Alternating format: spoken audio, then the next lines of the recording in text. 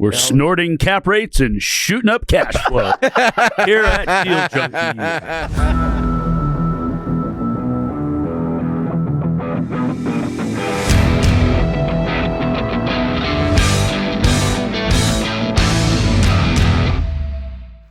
Welcome back to Deal Junkies. We're here with Dane McKinney, myself, Trevor Howard, and Ludomir Wanot. I don't know how to know that. We're in Japan right now. Ludomir is a special guest that is only here because he has the freedom that we have to go places like this because he is a real estate investor. So Ludomir does over $1 million a year in wholesales. He owns a lot of properties. He's got 69 units now, a perfect number. It's my favorite number. Wants to stay around there as long as he can. He could have way more, but he just wanted to stick to that one. And he's been investing for, 10 years now? Yeah, and then 8 years. Okay. Almost 10. And then how long have you been wholesaling for? Wholesaling since 2020. Okay. Yeah, so Gotcha. about over 5 years now. Okay. Which is great. And then we met you because, I just met you on this trip. Yeah. It was the first time I've ever met you. I've heard your name because your brother Jan, me and Jan met 4 years ago or so. Then we go on cool trips like this and then get to meet cool people and talk real estate all day. So we want to bring Lud on, dive into his story. And yeah, to give you guys background, so we're sitting, this backdrop is in, where are we? Niseko, Niseko. Japan. We just went to Tokyo for like 5 days, came over here. We just experienced my first earthquake ever. Oh, that was crazy. At like 11 p.m. at night, our phones start going off and the whole building's shaking. Yeah. Insane. Yeah, the building was swaying back and forth. Yes. Which we were kind of concerned, obviously, but also had no idea what to do because we. My suggestion was Trevor said we got to run outside. And that's Let's go. Thing. And I look up on chat real quick, and number one thing: do not go outside. Yeah, I said, I'm going to be honest, I think they have these over here a lot, so I'm going to guess the building. It turns out one a day. Not Yeah. that That's big, nuts. though. Not that big. Yeah, that was one. a big one. But apparently they have little baby ones every single day. This has been a crazy trip, too, because I missed my flight to come here and didn't think I was going to get to come. But luckily, my travel agent, Dane, booked me some more tickets last minute. So we're here. Also, fun fact, apparently if you book a ticket to Japan the morning that you intend to leave around an hour and a half before takeoff, it's cheaper than if you do it 8 months in advance. So just if anybody, I don't know if that's consistently good information, but in the one scenario that I've ever done it, it worked out. Let's go. So anyways, that's how we all got here. I actually made my flight, and so did Ludomir. Ludomir flew first class because he's a baller like that. He's got a Delta Premium, what is it called? Yeah, Delta Diamond. Yeah, Diamond Club. You can get that. Yeah, anyone can get it though. Because it's just through your credit card or something? Yeah, if you spend over $250,000 Yeah. a year, so. Yeah, that's a sweet deal. A little perk. I flew in the back where I couldn't even lean my seat back. Yeah, got here a little sore, but anyways. Yeah, no, let's dive into like how you got started and how you built this, because you were just like your brother. You guys immigrated here when you were how old? I was actually born here. Oh, you were? Yeah, so I was the only one out of my family born in the States. So I was born in Portland, Oregon, so not far from you guys. And then we immediately flew back to Poland for like 5 years. Okay. So I didn't know the English language until about like 5 or 6, and then we came here, and then shit took off. So what were you doing in Portland then? Portland, Oregon. Why was your family in Portland? I think my dad was doing a lot of business locally. Like he was kind of flying back and forth between the states, but I think he was just trying to get us trying to get me a passport, right? Yeah. And so my mom was pregnant. She's like, let's go to the States. Let's get citizenship for our kid. All the opportunities are in the States. Yeah. So that's what we did, and so we, the journey began. Do you spend much time in Poland now? We spend like every couple of years. Okay. Like my whole family's there. They're just kind of stuck there, right? Like either you're going to live there or like you're going to step out of your comfort and do something new. And that's what we did. I mean, my dad was, just like he made it happen. If it wasn't for him, we wouldn't be here. Yeah. So he's super business focused, and he built his company, and then we just learned from him, and we started young. At 7 years old, I started my first company. I'd say. What were you doing? I was selling candy, like jawbreakers in school. So I learned I learned from my dad, and I learned from my brother. I was influenced by them, and then I just started selling like Winko candy, and I was making like $20 a week.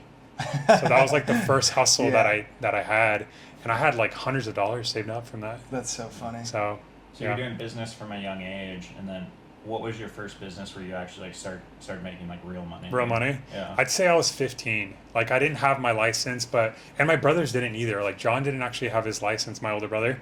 Like driver's license? Driver's license until he's like 18, 19, I believe.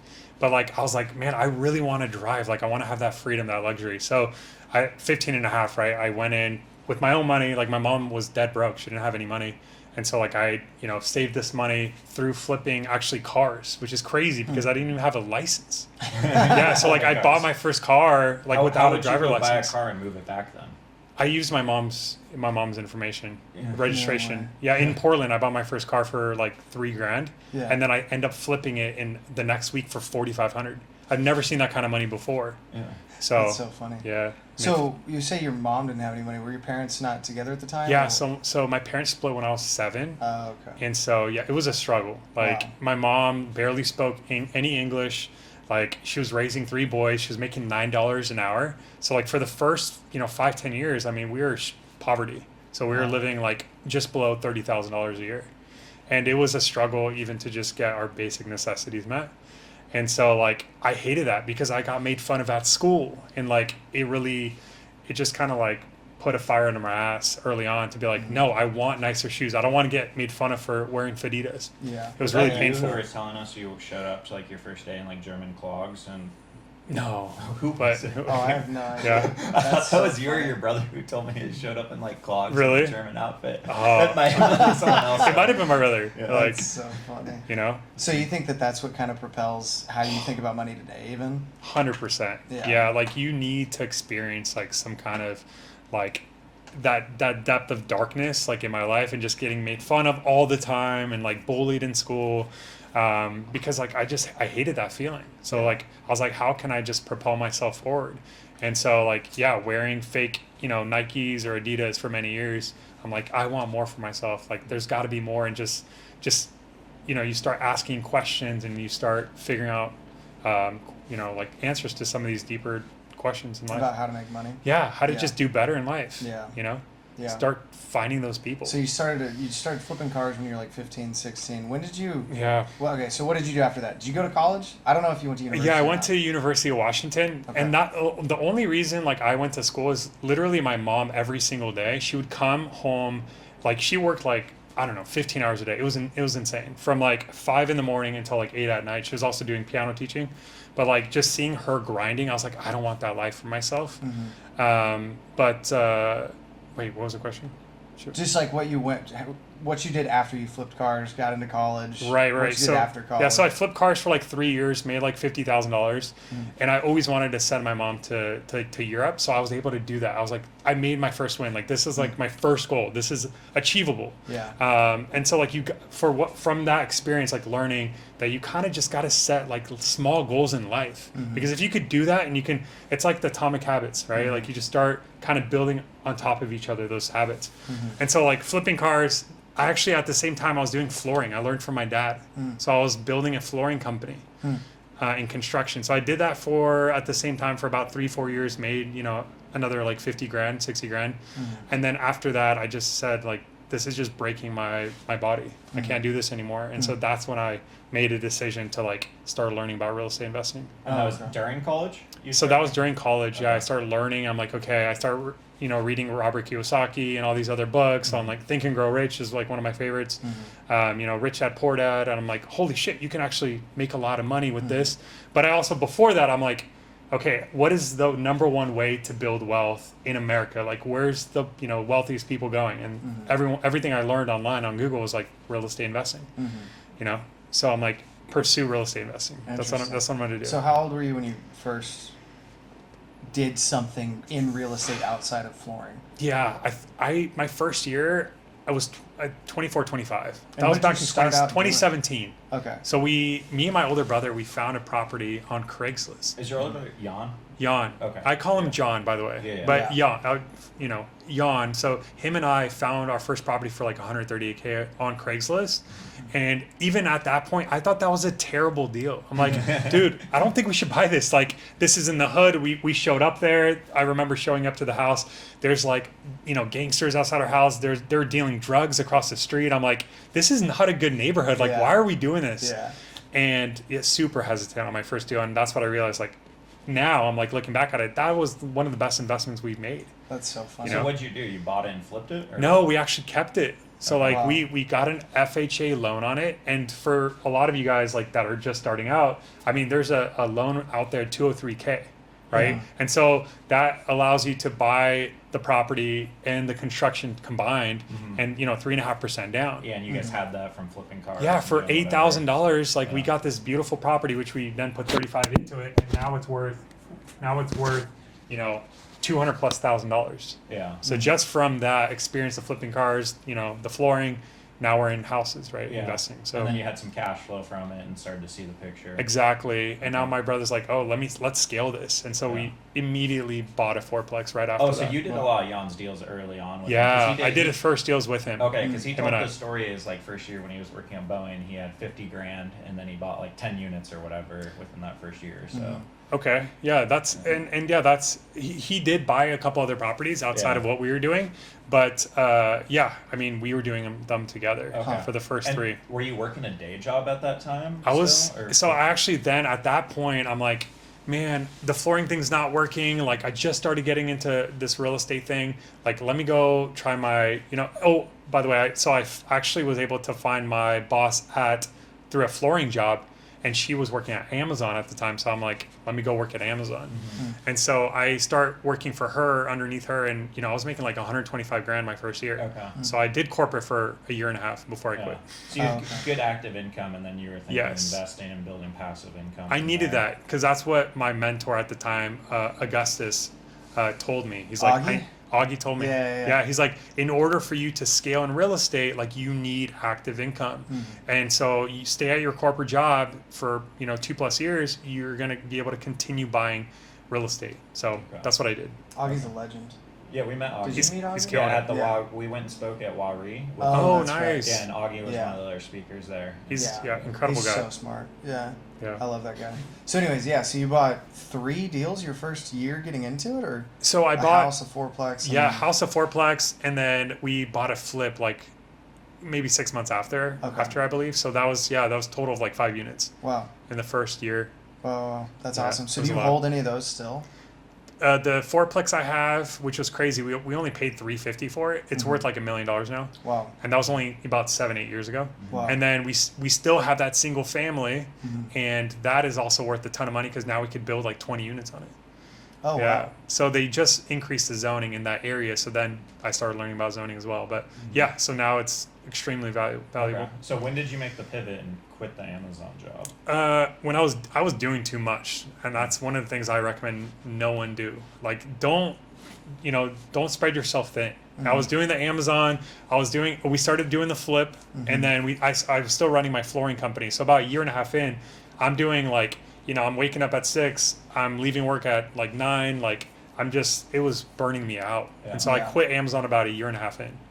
And then how were you making active income at that point? At that point, I'm like, I don't know. Like I'm not. I just quit. And like, That's so funny. and so I'm like, I have to do something. And so I'm like, I got to start learning this real estate thing. Is there anything else I can flip? Yeah. And so like going from cars, it was an easy transition to be like, wait, there's like this thing called wholesaling. Like maybe I can start flipping contracts, Yeah. full time. Like how can I get into that? So that's when Did you see people doing that online, or how'd you even?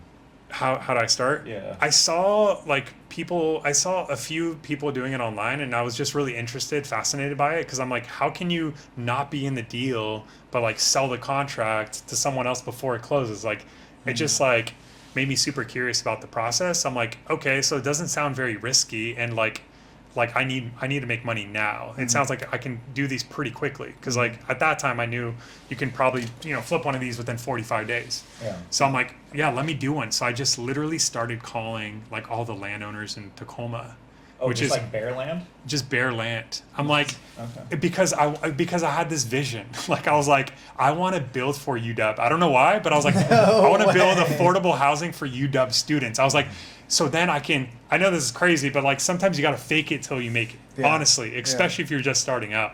I'm like, okay, so if I'm going to do this, like I'm going to just like say I I'm one of the students at the university, or I work with the university, I'm like, that's going to be my in, because I was cold calling and a lot of these people were upset. They were like, hey, don't fucking call me ever again. Like, they're swearing at me, you know, and all that. And I'm like, let me pivot to, hey, like, I'm actually a student at University of Washington, and we're also looking for land right now, or to develop on for the school. And they're like, oh, that's so interesting. Like, I'm not doing anything with my land. And I'm like, perfect. Like, my conversations went like tenfold. I started having conversations with everybody. Right? That's so funny. Just pivot your approach. Like, you know, and if you do that, you can literally just make a killing. So you started locking up these land deals and selling the contracts? Or? So within the first like 3 months or so, I got one contract. And I'm like, oh my God, like, I don't even know if this is a good deal. But I met with this guy. I drove out to meet him like 2 hours away. I picked it up. I honestly had no idea if this was a good deal. I picked it up for $800,000. And I'm like, hey, like, I'm going to close on it. I'm like, he's like, yeah, what are you going to build there? I'm like, 140 units. Like, I had no idea what you can actually build there. Like, I had no clue. I had no idea how to look up zoning, how to do planning department, like how to communicate with any parties. I knew nothing. I'm just like, yeah, we'll get it done. Like, just give me 60 days. Again, I'm just faking it till I make it. And I'm like, shit, what am I going to do with this? Like, I have this contract. I have 60 days to close. How am I going to actually pay for this thing? And so then I start doing some more research. I start sending it out to like developers. I start learning. I'm like, how can I sell this thing? Because I need to make money. I have no money in my bank account. And that first deal was crazy. Like, I literally hit up all the local developers. And after doing it for like those 2 months, like, I was running out of time. Someone called me back and they're like, hey, we actually want it. And I'm like, no fucking way. Like, what price? Like, tell me how much. And he's like, we'll buy for $1 million. And I'm like, my, like, my heart just dropped. Like, I was on the phone with him and I'm like, because I'm shaking. Like, I'll give it to you for $900. Yeah, like, that's $200,000. I've never heard of money this large before in my life, you know, like, coming from no money. I was flipping cars, making $1,000 a car or whatever.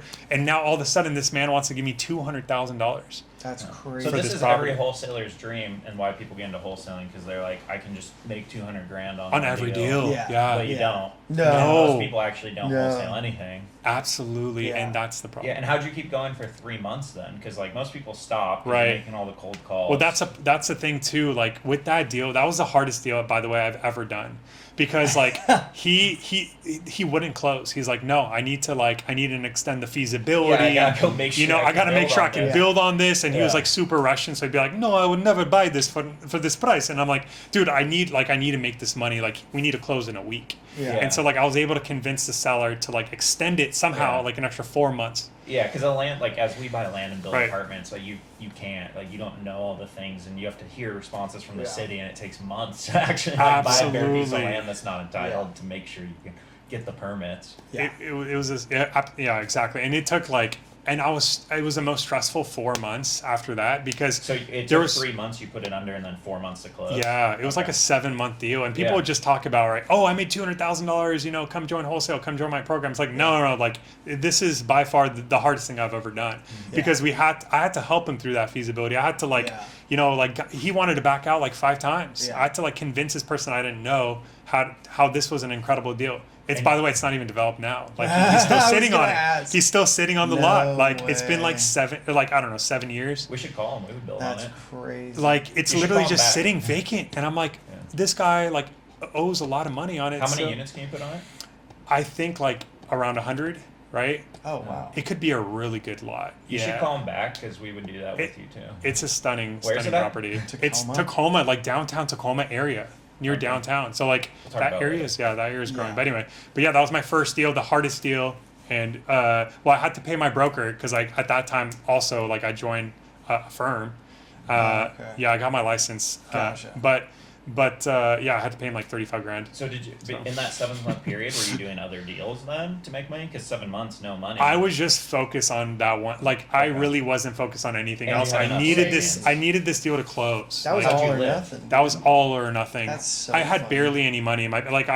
Nicole, my girlfriend at the time, she was, well, now my wife, but at the time, you know, she was like supporting us. I mean, it was tough. Wow. It was a tough 6 months for sure. 7 months. That's crazy. So that was 2019 or 2020? That was like 2020, I think. Yeah. Okay. Or no, 2019. End of 2019. Yeah. Okay. So you closed that deal, and then you're like, "This is the way I'm going to make money." Absolutely. You're like, I need this 10 more times. But I don't want to deal with sellers. Like, this is by far the most stressful process. Yeah. How can I find a salesperson? Sure. Because there's so many people that try to do everything. It's like, just focus on your strengths. Yeah. Why are we making shit complicated? Yeah. Hey guys, Gabe here. Have you seen the exciting new projects we have going on at Stack Asset Group? If you're interested in investing with us, click the link in the description below. That's what I did. That's why I sourced the best salesperson I thought in Washington, which was my partner at the time. Really? Yeah. Was that the case, or did you? Yeah. So I was I knew after that deal, I needed to find that person. And at this point, I'm like, who's in my immediate circle? Because everyone has friends with strengths, right? And one of those for me was I needed the sales experience. So he was working at Outreach at the time, was like one of their top salespeople in this like software company. Mm-hmm. It was like a growing startup at the time. It's worth like $1 billion. It's like $1 billion company now. Wow. But he like grew that company, and I was like, bro, you need to come with me. Like, I just made $200,000 in like this one deal in a month. Like I had to lie to him. I'm like, we have to work together. Like, look how much money I made. I locked it up, and he's like, let's do it. Like, I'm gonna jump in. And so we started that partnership, that relationship. So how long did that go for? Like over 2 years. Okay. Like two and a half years, I think. And then did you guys do well together? Oh my God. Incredible. It was incredible awesome. Together. Yeah. So we actually we got all the boys coming back from their ski trip. Hey, we're filming a podcast, so leave us alone. The first, honestly, surprisingly, I thought it was going to be easy, but the first 3 months of us working together was actually also the toughest months I've had. Outside of doing my own deal on the dispo side, the acquisition side, I didn't really understand. There's just so much that goes into it. So we tried cold calling, texting, voicemail drops, everything, all marketing channels, Facebook ads, nothing was working. Mm-hmm. And I'm like, dude, we're burning through this money that I just got. At the same time, I was losing a shit ton of money in stocks because I was gambling. But we'll dive into that too. Yeah, we'll dive into that. But so I was burning money nonstop every single month, and we're also burning the rest of our, because we started with 30 grand, and we just went through it within a month. Yeah. Mm-hmm. And so I'm like, bro, we got to change our strategy. This isn't working. We don't know what we're doing. How can we speed up this process? And the thing we learned is wait, why don't we just find someone that's 10x where we want to be? Yeah. Right. So at that time it was Cole Johnson. I think that is the best thing you could do. Is he local to your market? He was at the time local to our market in 2020. And we just asked a buddy, Rob. It was a friend of ours who's also sold his company at the time for $30 million.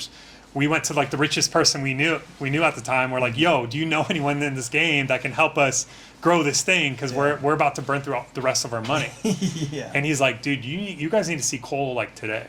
So we went that same day, and the guy was incredible. I mean, and he shared his info with you. He's just that's what I'm realizing about wealthy people. They just they're just so open about information. Mm-hmm. And they're providing value for free, mm-hmm. To people that know that genuinely want to become wealthy as well. Yeah. And so I learned from him in that moment. He didn't share everything on that that first day, but he's like, hey, what do you guys need?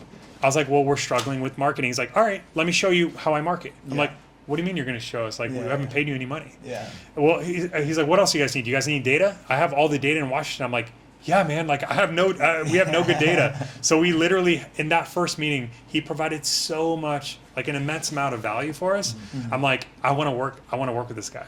Okay. I was like, can we get mentored by you? He's like, yeah, give me 25 grand. And I'm like, absolutely. That first day I knew, this is the rest of our money. We're going to give it to you. Was he mentoring prior to that?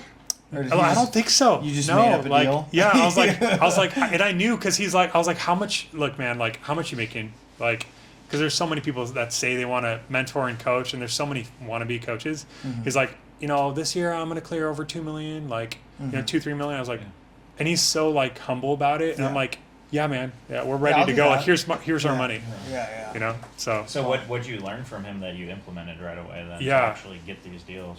Because you were doing the marketing and stuff. Right, so, like, wrong. what'd you change? We were doing the marketing wrong. Well, number one, everything was wrong. So like he's like, well, so the thing, I was like, look, can you just tell us exactly what you're doing so we can just mimic that? He's like, yeah, absolutely. So what you want to do first is get this amount of data. You're going to use about 40 to 50,000 records a month. And I'm like, 40, 50,000 records a month? Like we're going to cycle that? He's like, yeah, you're going to do, you have to think in bulk. And I'm like, why though? Why can't we just, and he's like, no, you have to start learning this thing called leverage. And I think that to me is the most valuable thing I learned from that conversation is like leveraging people, technology, resources, finances. If you're not leveraging something, you're not going to become wealthy. Like there's no way.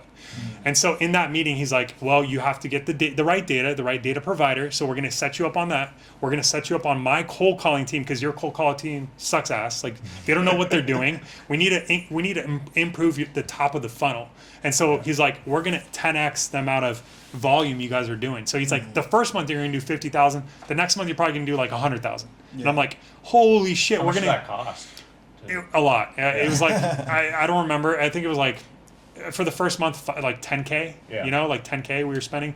But I'm like, look, man, like we don't have that much money. Like I don't feel very good about this. But then I just remember like this guy is rich. Like he's making millions of dollars. I'm going to trust him. Yeah. He knows what he's doing and he's showing us the systems. Yeah. So yeah, after we implemented that and the cold callers and the process of doing that and then texting at the same time, like within 30 days, we got our first deal.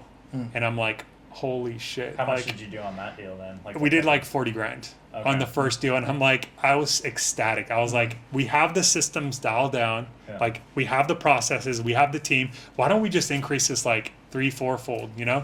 My partner was a little hesitant at the time, but he's like, yeah, let's just increase it a little bit. So we started spending more and we were getting like deal after deal after deal, like printing money. Yeah. And I'm like, holy shit, like this is incredible. I mean, I think the first year we did, looking back, I think first year we did over $1 million. Yeah. And were these like you were doing houses at that time? We just did single family homes. 2 flips. Yeah, in 2020. And there was no competition. I'm like, yeah, it was just us and then Mike, his partner, and Cole. And I'm like, yeah, let's. How were you dispelling this? Dispo was my focus because at the time he's like, look, you can't be doing everything. Like you need to split the business in two. You have acquisitions on one side, you have Dispo on one side. He's like, too many people try to, like do everything and it's just like, it gets really messy. And so I was in charge of Dispo and I was ecstatic too because I hated acquisitions. I did not like talking to sellers. And Bernie's like, yeah, I love talking to sellers. That's what I do now. So we split it in two. And on the Dispo side, I mean, like we just get the deals in. I built a nice process of like laid out everything from start to finish, who we're going to hit up, how we're going to hit them up. And we were just like, selling them easily through our network that we start building through Facebook. Yeah, we started with Facebook. We didn't have any buyers. So like we started joining a lot of real estate communities locally and and then hired a VA to literally do that full time for us. No way. Were you buying deals during this whole process too? We wanted to like have a cushion. So like at first we really wanted to scale the wholesale business first and then second, after we had at least like $500,000. Yeah. We went the opposite way of where like we're just going to build wealth and whatnot, have no active income essentially, and then we're like, oh yeah, it helps to have active income to buy more real estate. Absolutely. You need active income. Like if you don't have active income, you're just not going to get your own deals, or you're going to have to use other people's credit. Like there's just it's too messy. So you bought the 3 deals, you build the wholesale company, and then you go back to buying? After we had it, like I'm like, okay, we're not going to report $1 million in income this year because we're going to spend like $300,000 in taxes, so we need to be buying stuff. So like the first year we actually bought like a 4-plex and we bought a couple single family homes. Were those things you were renovating to add value to? Yeah. We were buying the properties we were locking up ourselves. We didn't buy from anyone else, like because we knew what we were buying. Yeah. So the first deal, we bought a 4-plex for $380, and I'm like, amazing. Like let's put $200,000 into it. We put $200,000 into it. It's worth like $1 million now. But and then you refi it on the back end. Yeah, exactly. Yeah. Were you doing all cash or hard money on these? To start, we did like one hard money, but the majority were actually conventional because at that time too, it was like that 2021. the rates were great. I'm like, bro, we need to capitalize on these low rates. So we were actually able to get like mid threes and like low fours on all of our properties. Just like 20% down conventional. Yeah, type exactly. Of stuff. Yeah. So we got the best loans and like, Okay. yeah. That's crazy. So what were you using cash to rehab them then? We were using cash, which probably wasn't a smart move at the time. We used so much cash to rehab. Like I think we spent like $500,000 on rehabbing these properties. And then are you refinancing again on the back end, or just leaving the cash in? Just leaving the cash in. Okay. Yeah. So we literally have so much equity in these properties because we use all of our own money because we were making so much money in wholesale that we didn't know what to do with, and we didn't know anything else. Wow. So That's a good problem to have. yeah, just having too much cash. Yeah, So, there's a lot of people that are envious of that position. So taking a step back, you have a crazy story about how you started day trading. yeah. Jaron, this is specifically for you. Jaron is our friend who's going full time into real estate and just started trying to day trade. So tell us your story about day trading. What some advice for Jaron? Man, I mean, where to start? I love that idea because it's just like Easy money. easy money. Like it's a perfect way to become a rich and multimillionaire. And I'm just, I remember my first deal getting into it. I'm like, okay, like I started learning about these penny stocks. I started reading penny stock books. I'm like, I could beat the market. Like everyone else is doing it. These gurus are saying they're making like 500% in the first like 2 months. I'm like, yep, easy. So you're like, I'm killing it in wholesale. Let me try to day trade. Absolutely. Like you're like, why won't you want to increase your income? Right. So I'm like, if I could do tenfold, I can, retire in 3 years. And so like, I remember getting into it and putting my first $10,000 in. I'm like, I made like 10 grand in like 2 days because I hit this crazy penny stock. I got the biggest high, and like my dopamine was Gambling just like, is fun. it's so much Gambling, fun. yeah, Oh my gambling. God. There's But at the time, it's not like any day trader will say it's not gambling. No. It's If you investing. make money, it's not gambling. It's investing. Yeah. Right. Yeah. But I'm telling you, most day traders are going to tell you it's investing, whether they're losing money or making money. They're only ever going to tell you they're making money, but they're never going to tell you they're losing money. They make 10 trades and they post the 2 winners. Absolutely. My thing is like I've never met like a wealthy long-term day trader. No. Absolutely not. You Never. won't find them. No. Because you might win. Like when I started winning, I'm like, oh my gosh, this is easy. I started calculating how much money I'm going to be earning, and it was like, $200,000-$300,000 I'm gonna make $1 billion a year if I keep doing this. Right, if I keep doing this at scale. And it's like you can't scale it. You can't. 1, you can't scale it. 2, you can't consistently. No. win. It's one bad trade, and that's exactly what happened. 10 good trades, one bad trade, bam, all money gone. Yeah, like evaporated. 800 grand doing this. Oh man, that's an hard. insane number. And I don't think people realize that like how big of a number that is. Like holy fuck. I mean, it's like This was all your money. it's all my money. Like it's over, and thank God I like spread it out over like 7 years, because if I lost 800,000 in 1 year, like I mean, did you make You'd money? be pretty sad. yeah, you I make probably money? wouldn't. I'd probably be in a hole somewhere. Something's ground. happened when you're that Right. sad. So did you make money for 6 years and then lose it all, or did you just lose When it? I was making money, Yeah, you're like, saying was outside that- of day trading? No, in day trading. So like, how did you get to that $800,000 loss? No, so like over time, because Yeah. you're constantly like Well, because every trade is the next trade is always the one that's going to win. exactly Yeah. like you're just on this journey where I'm gonna get my money back. Like I'm an expert at this thing. Like I'm a professional day trader. That's when you go into it like that, like everyone does, 99% of day traders do, then you actually start to believe that. So even if you're losing money, hey, I'm gonna get it back.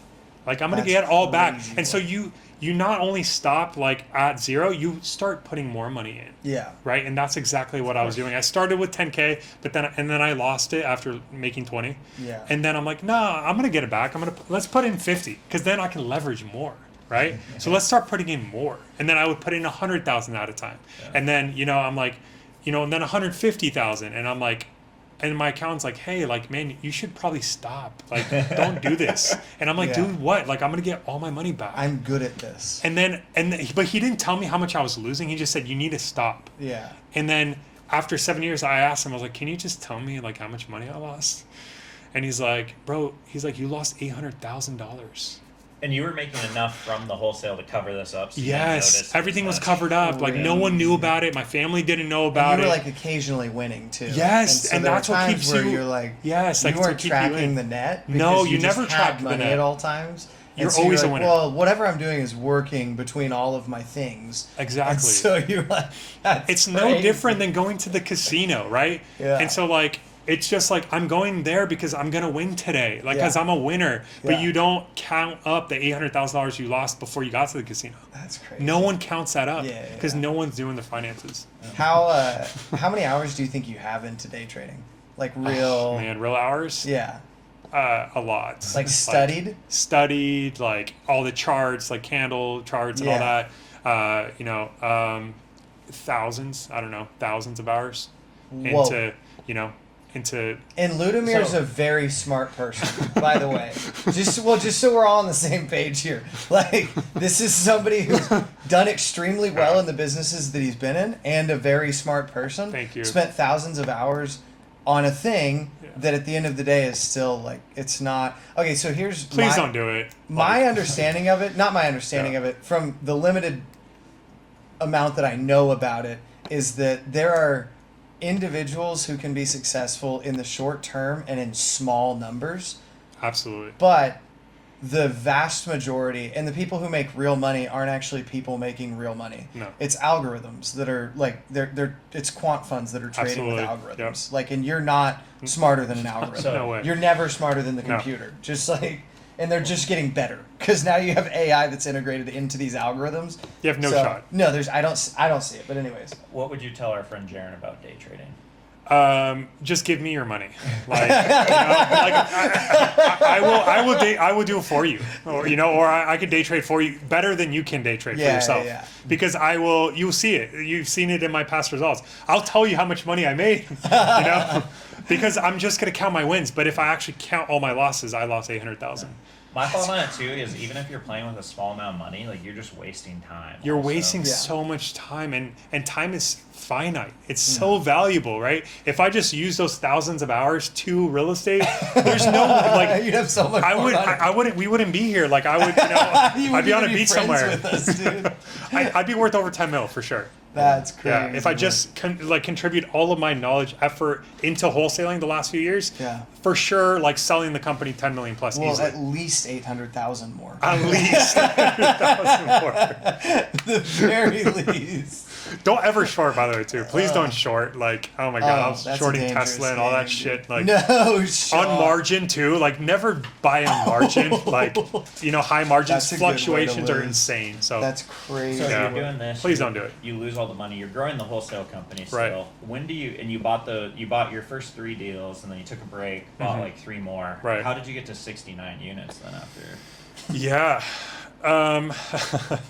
Well, I continued buying these smaller units like duplexes, triplexes, some of them for all cash. And I'm like, okay, I'm funneling way too much cash in this, and I'm not seeing the tax benefits. So I'm like, how can I actually like? Why were you not seeing the tax benefits? Because on these smaller units, it's like, you have to depreciate over 27 and a half years. Yeah. And I'm like, okay, like this is like, I'm still having to report a ton of ordinary income. Yeah. So you should have bought more on leverage. to have Yeah, more right. depreciation. And so then I'm like, actually, like, and I read it in a few books. It was telling me, it's like, it doesn't matter how much money you make. What matters is how much money you get to keep. And I'm like, holy shit, I never really thought about that. You really have to focus on the tax benefits. That's literally the key. Because there's people that make $500,000 that I know right now in California, but they're spending 50% on their taxes. I'm like, they're only making $250 net. Like, that's terrible. How can I net all of it? Like, what do I need to learn? And so that's when my brother at the time, he was doing mobile home parks. And he's like, do you know anything about 100% bonus depreciation? I'm like, no. He's like, dude, you can write off the entire park in the first year. And I'm like, no way. Like, so I don't have to pay taxes this year if I buy one park with you? He's like, no. So then I'm like, yeah, sign me up. Let me buy a mobile home park. Wow. So. Yeah, we've never done any bonus depreciation, but Really? well, yeah, because But we've we're always just been buying such leveraged high on volume stuff. of real estate though Yeah. too. So from straight Oh, line gotcha. you get enough. Yeah. But Yeah, that's great. But so did you actually depreciate the entire value of the park in a year? Or did you spread it out it over- looks like that on my taxes because, like, I mean, no, really, like, for what I'm not a tax guy. I just told my CPA, like, this is where I need to be. Yeah. Like, the best thing you could do is, like, get a solid CPA that also invests. Yeah. Like, that is one of the best financial decisions I made because I was paying, like, over 50 grand in taxes alone for my share for, like, the first year. And then 100 grand. And I was like, no, fuck this. Like, I'm not spending 100 grand on taxes.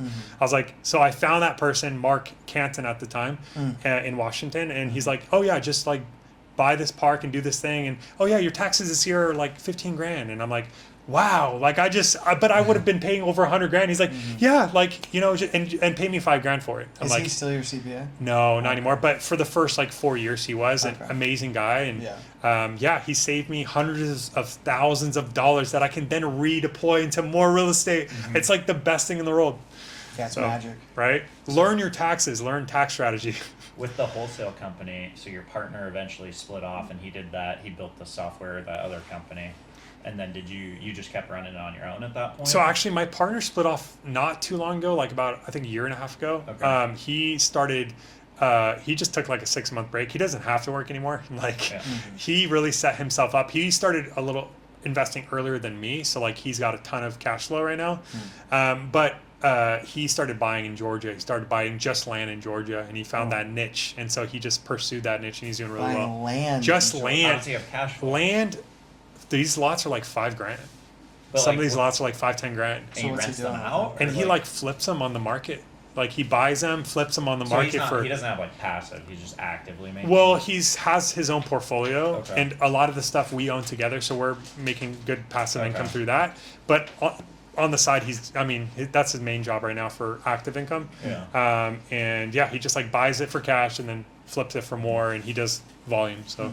Do you still run the wholesale company with all the cold callers and the team and doing it the same way, or did you pivot? Yeah, that's a good question. So like actually the last couple years we were in business together, it was amazing. For like the first 3 years we were making over $2 million a year. Like the first year at 1 million, the second year 2 million, and then we kind of like hovered around that $2.5 million mark. Was that because like the market was capped based on the marketing you were doing? We just and you- we were capping our marketing spend. We didn't want to spend over 50,000 on overhead. We were about like 55 at the time, about 50 to 60 grand A month? a month. Yeah. I didn't want to spend more. He was like, I really don't want to spend 100 Why- grand in why marketing. not? I don't know. I think it's just like, it's a big number.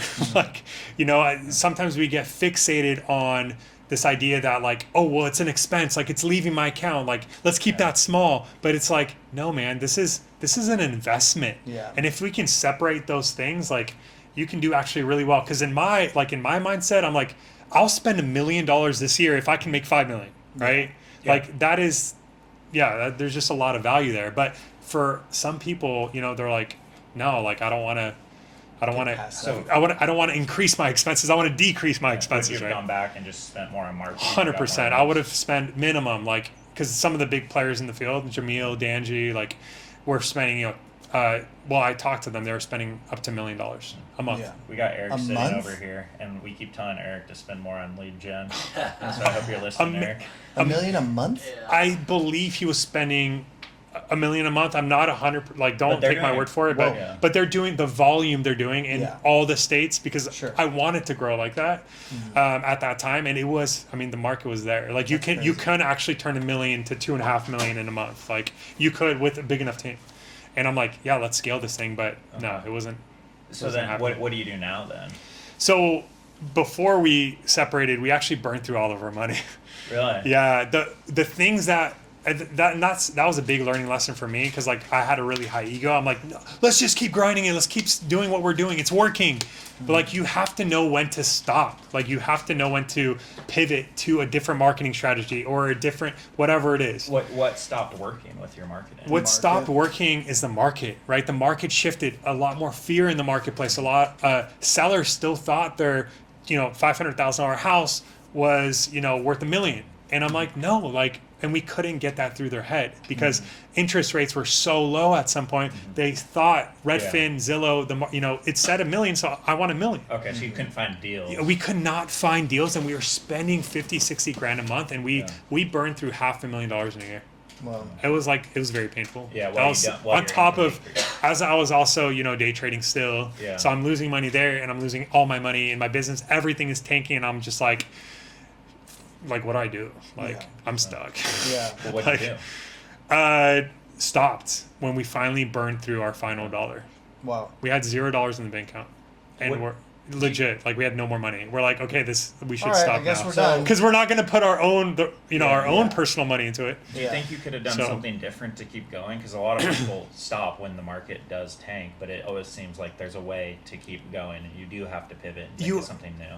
And that's what we didn't do though, because at that point, I think we should have found mentors that were doing things that were working, Yeah. and we're just like, no, this worked You for do the last Cole, 3 why didn't you years. just call Cole.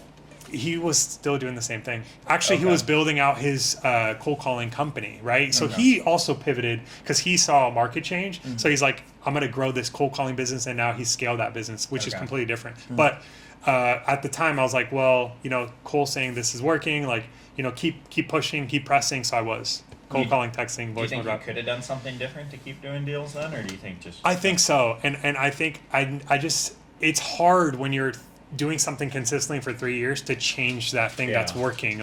People don't really, until you're there, you don't really understand how difficult it is. And so, I finally, it was a very humbling experience when I had $0 in my bank account. I'm like, okay. Then at that point, I realized I got to do something different. You had to.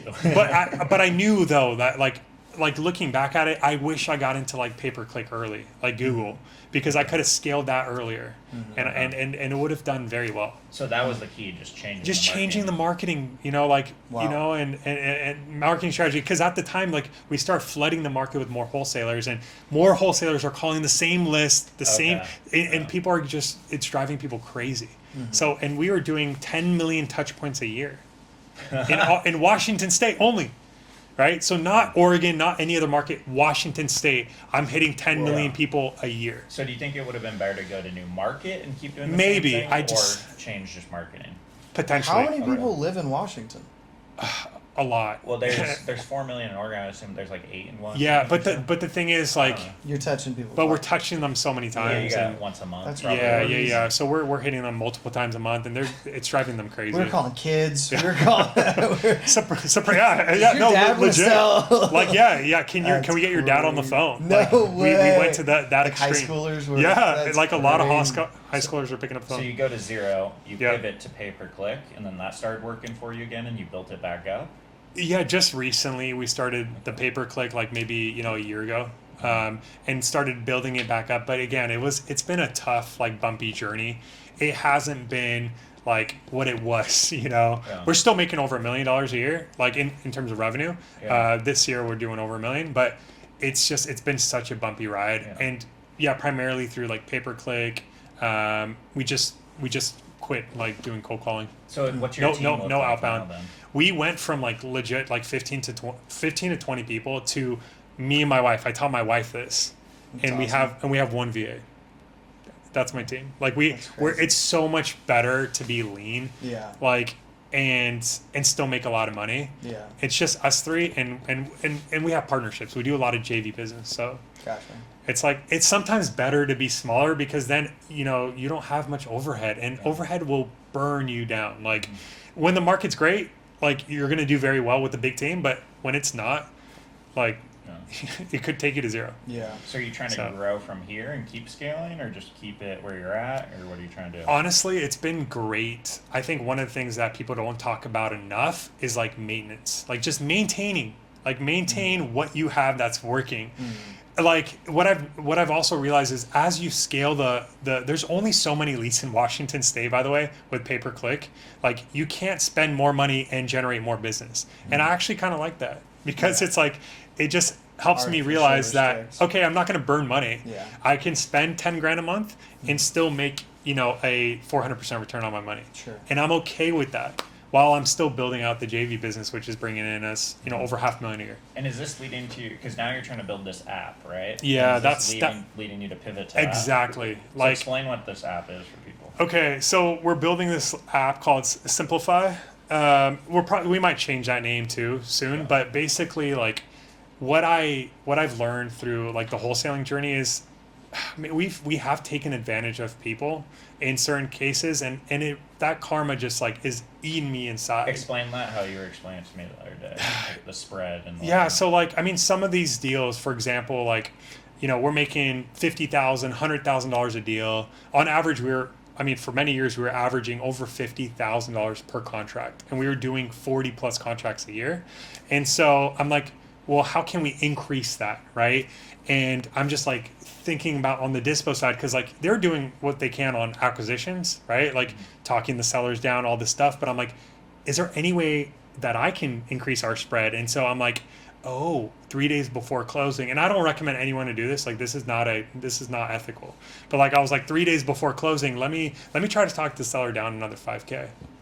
And so like super unethical at the time, but I didn't know better because greed was like consuming my life. I was like, I need to make this money. Yeah, because your thought process was you're taking value by creating this spread that someone else could have, like a home seller could have. Exactly. Right. And so I'm like, yeah, let me just increase my spread by another $5,000, and if I do this enough, then I can, you know, generate another $200,000-$300,000 for a business. And so like doing that for a year or two, I'm like, man, that's like I want to now create the value for the sellers. And so we're building this app because I'm like, what I'm starting to realize is like, one, there's so many bad agents out there. And there's just not enough like autonomy for sellers themselves where they have multiple options or they know what to do. And so like I want to build an app, like I'm building this app right now, almost done with it, where a seller can go in, input their address kind of like Zillow or Redfin, and as soon as they input their address, out comes like 3 different numbers. Maybe one for, hey, this is what like your Redfin estimate is, where, you know, if you haven't renovated your home, this is what it can go for, maybe $500,000. Yeah. Then there's like a cash price, what we think the range could be if you were to sell it for cash within 7 days. So it gives the seller that option, whatever it is, 400,000 or whatever it is. And then out comes an option if you have a fully renovated home, or if you use our team to renovate your home, you can get, you know, maybe 750,000 if you can extend your time frame from 7 days to 6 months. Yeah. So it just gives sellers like more options and choices to like have with their biggest asset, right? Like that's their livelihood. Why are we taking advantage of this as wholesalers? Why are we, you know, like, and with agents as well? There's just so many bad people out there. So, yeah, because a lot of wholesalers are that way, where they're not transparent on what they're doing. Exactly. And then they don't know what they're doing. They're tying these things up for a long period of time, and then they're just screwing the seller. Yeah. So we need to like give the sellers like on a you know, just like on a plate, just like all their options, and have them educate themselves. Hopefully they can go through and be like, oh, I didn't know that I could do that. Here's the pros and cons of each option. Yeah. Because like a wholesaler is not going to tell you that. They're just going to tell you to sell your house for cash because you need the cash now. But it's like, so that's what we want to do. We want to educate. Who need that too. Exactly. Like, there are some people that need that. Sure. But honestly, the majority of people don't. Like, yeah. there's a lot of sharks out there. So like, let's help these people, let's educate these people and create value for these people through having multiple options. I love it. Let's dive into some deals. Deals? Okay. Yes. Let's do it. This episode, yeah. Let's talk about your favorite deal that you've ever done. Oh, man. I think the favorite deal that I've ever done is, I think anyone's favorite deal should be the one you make the most money on. Fair enough. Yeah. You know, so it was a deal in Wenatchee we did, and it was crazy. It's bizarre because we just hired on our friend at the time, and like he just got into sales not too long ago, and like within the first month he locked up this mansion in like the middle of nowhere, and I'm like, we don't want a mansion. Like this house was literally like 11,500 square feet on 10 acres. In Wenatchee, and it was like partially burned out inside, and I didn't know to the extent, but so I'm like, no, like I'm not really interested, like, because again, that's not really our asset class. Our asset class is like small single family homes, like 2,000 square feet.